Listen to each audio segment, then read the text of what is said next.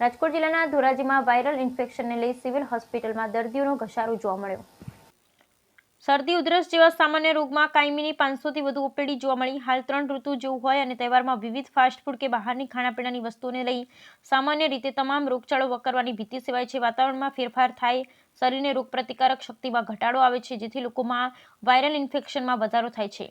પણ આવી ડબલ ઋતુમાં લોકો જો થોડી તકેદારી રાખે તો આવા વાયરલ રોગો થવાથી બચી શકાય છે અને અન્યોને પણ ચેપ લાગવાથી બચાવી શકાય છે। પણ હાલ તો આવી ઋતુ સાથે તહેવારો પણ સાથે આવી રહ્યા છે, જેથી લોકોમાં બહારની વસ્તુ ખાવામાં ખૂબ વધારો જોવા મળતો હતો। આથી ધોરાજીમાં વાયરલ ઇન્ફેક્શનના કેસમાં વધારો જોવા મળી રહ્યો છે, જેમાં શરદી, ઉધરસ, તાવ, ઝાડા ઉલટીના કેસો વધી રહ્યા છે।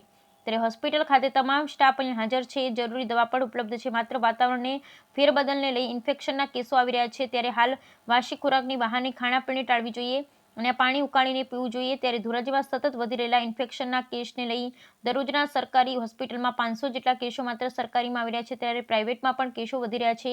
ત્યારે ચોમાસામાં પાણીજન્ય રોગ વધતા હોય સાવચેતી રાખવી જરૂરી બની છે। બ્યુરો રિપોર્ટ વિપુલ ધામીચા, ધોરાજી।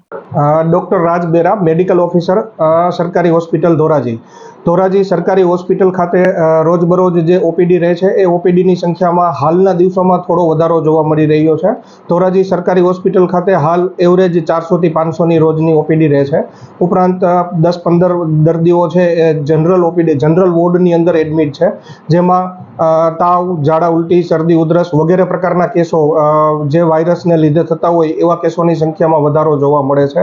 આ પ્રકારની બીમારીથી બચવા માટે વાસી ખોરાક ન લેવો જોઈએ, પાણી ઉકાળીને પીવું જોઈએ, દિવસનું વધારે પાણી પીવું જોઈએ। કોઈ ઘરની આજુબાજુ કોઈ જગ્યાએ પાણીનો ભરાવો થતો હોય, મચ્છરજન્ય રોગો જે થવાની સંભાવના એના દ્વારા વધારે હોય છે, તો એનો નાશ કરવો જોઈએ છે।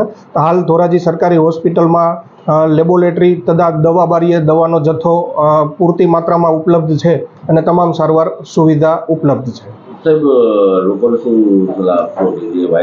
શું કારણ છે મિક્સ ઋતુ, અત્યારના હાલના દિવસોમાં જે સવારમાં થોડી ઠંડી જેવું હોય છે, વરસાદનો માહોલ છે, મિક્સ ઋતુના લીધે વાયરસજન્ય રોગો વધારે હોય છે, જેમાં પાણી ઉકાળી પીવું જોઈએ, ગરમ પાણીનો ઉપયોગ કરવો જોઈએ। મચ્છરજન્ય રોગથી બચવા માટે કોઈ પાણી ભરાતું હોય, ઘરની આજુબાજુ ભરાયેલું રહેતું હોય તો એનો નાશ કરવો જોઈએ।